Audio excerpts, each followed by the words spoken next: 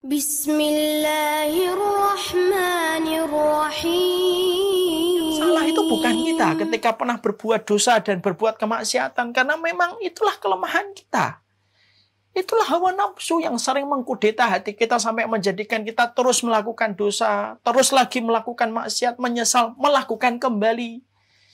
Yang salah bukan dosanya dan kemaksiatannya ketika kita sudah berusaha menahan tetapi jebrol kembali kita melakukan dosa dan melakukan kemaksiatan. Tetapi kemudian yang kita khawatirkan adalah orang yang tidak pernah kembali kepada Allah ketika dosa itu pernah dilakukan olehnya. Padahal Allah itu adalah zat yang pengampun. Dan orang yang dicintai oleh Allah itu bukan hanya orang yang sholat. Orang yang dicintai oleh Allah itu bukan hanya orang yang rukuk. Orang yang dicintai oleh Allah itu bukan hanya orang yang banyak sedekah. Tapi termasuk orang yang paling dicintai oleh Allah adalah orang yang banyak melakukan dosa dan melakukan kemaksiatan. Bisa jadi dihinakan manusia, tetapi dia tidak pernah putus harapan kepada Allah. Hingga Allah kemudian memberikan kepadanya tobat nasuha ketika dia menyesal atas perbuatan yang dia lakukan. Sampai Allah sempurnakan cintanya Allah kepadanya. Ketika dia kembali kepada Allah walaupun dosa dan tumpukan kemaksiatan telah mengiringi perjalanan hidupnya sebelumnya. Ya. Kita yang kemudian kita pahami begitu. Inilah yang menjadikan kita akhirnya mengerti betul bahwasanya dosa itu pasti ada. Kemaksiatan itu pasti kita miliki. Tapi Allah itu Maha Pengampun bagi setiap makhluknya.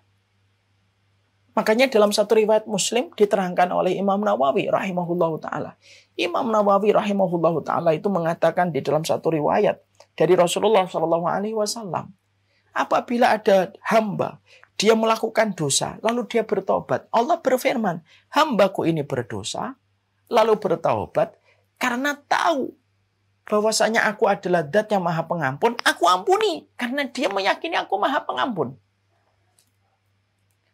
Lalu ternyata hamba itu berbuat dosa kembali, bertobat kembali. Allah kembali berfirman, hambaku ini berdosa, bertobat, berdosa lagi, bertobat kembali karena dia mengetahui dan mengimani bahwasanya aku adalah zat yang Maha Pengampun.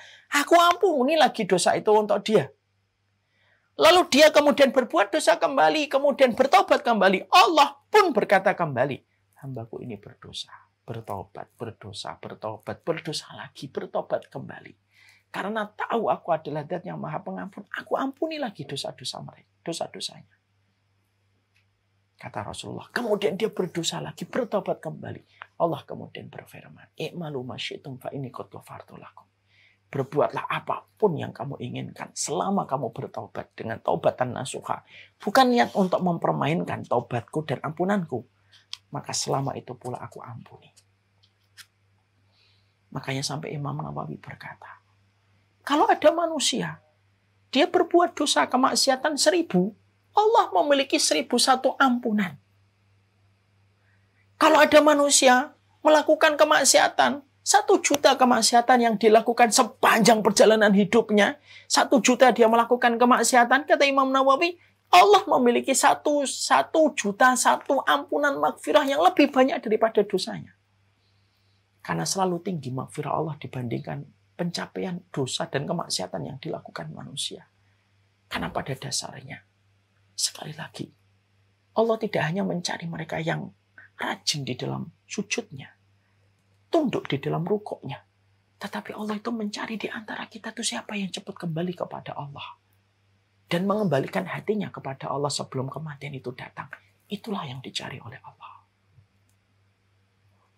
Merasa hina dengan dosa itu bagian dari salah satu perkara yang bisa menjadikan seseorang itu dicintai oleh Allah. Perhatikan antara Nabi Adam dengan iblis. Ya, Adam dan iblis itu memiliki 3 persamaan. Tapi ada satu perbedaan. Dan satu perbedaan itu membedakan nasib mereka di hadapan Allah. Bukankah Adam dan iblis sama-sama penduduk surga sebelumnya? Adam penduduk surga, iblis penduduk surga. Bukankah sama-sama melakukan satu kesalahan? Iblis tidak mau sujud kepada Adam. Adam memakan buah yang diharamkan oleh Allah. Bukankah kemudian iblis diturunkan oleh Allah dari surga? diturunkan di atas air dan membangun kerajaannya di atas air, sebagaimana Adam juga dikeluarkan dari surga dan ditempatkan di atas bumi. 3 persamaannya.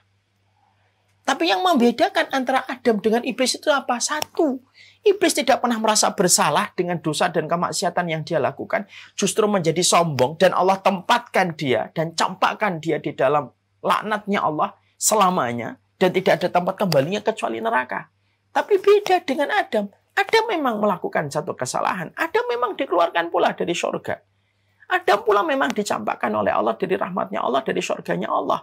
Tapi ketika Nabi Adam tahu bagaimana cara dia kembali kepada Allah, menyesali dosanya, menyesali kemaksiatannya, sampai beliau berdoa, Rabbana dhalamna anfusana wa illam taghfir lana wa tarhamna lanakunanna minal khasirin. Maka itulah yang menjadikan akhirnya Nabi Adam.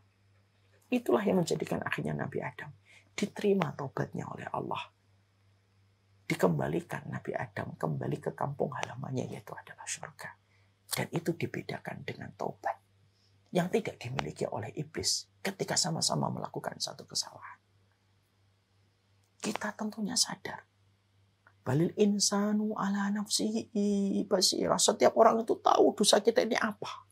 Setiap orang itu paling tahu tentang dirinya. Dosa apa yang telah kita lakukan, dosa apa yang telah kita kerjakan, itu yang paling tahu itu diri kita semuanya. Kita yang paling tahu tentang dosa-dosa kita. Kalaupun kemudian bertumpuk-tumpuk dosa kita dari ucapan kita, mata kita, telinga kita, apapun yang kita lakukan di bawah meja, apapun yang kita lakukan di atas tempat kantor kita, kalaupun kita pernah melakukan semua kemaksiatan itu, dan pernah kita goreskan perkara yang Allah murkai yang kita lakukan walaupun telah datang kepada kita ilmu, jangan putus asa dari harapan kita untuk mendapatkan maghfirahnya Allah. Karena tobat itu perkara yang Allah cintai. Yang Allah cintai adalah orang yang bertaubat, yang kembali kepada Allah. Setelah dia menyadari perjalanan hidupnya penuh dengan dosa dan maksiat. Orang yang beruntung di hadapan investasi Allah bukanlah orang yang mereka itu banyak sujudnya semata, orang yang banyak tahajudnya. Tapi orang yang salah satunya beruntung itu adalah orang yang mereka itu memiliki investasi taubat. Ketika dia melihat dosanya, melihat lembaran maksiatnya, maka sebelum kematian dan kelemahan-kelemahan fisik menimpa kepada dirinya, dia kembali dulu kepada Allah, menyesali, dan dia tinggalkan dosa-dosa itu karena Allah. Maka dia akan mendapati ampunan Allah, maghfirahnya lebih besar daripada rahmat dan kasih sayang seorang ibu kepada anak sebesar apapun kesalahan sang anak. Ibu-ibu ini kan banyak yang menjadi ibu kan.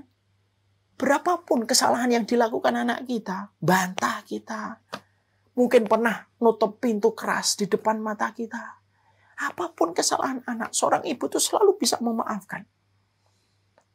Karena kasih sayang yang Allah titipkan ke dalam rahim mereka. Makanya perempuan itu disebut memiliki rahim. Rahim itu dari kata rahim, merupakan kasih sayang. Yang akhirnya menjadikan ibu-ibu itu selalu mampu memiliki 1000 maaf.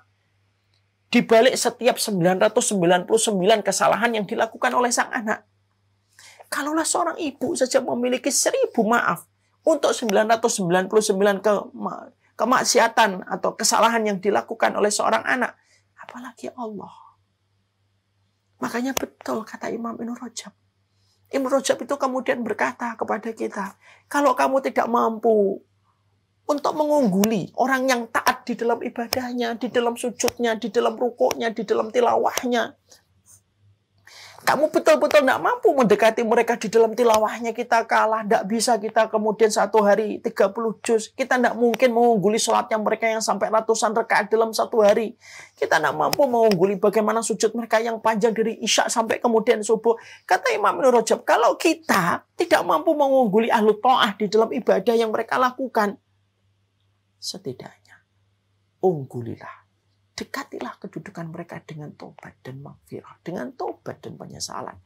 Karena itulah yang bisa menjadikan derajat kita sama dekat dengan orang-orang ahli ta'ah. Ketika kita banyak menyesali dosa-dosa yang telah kita lakukan.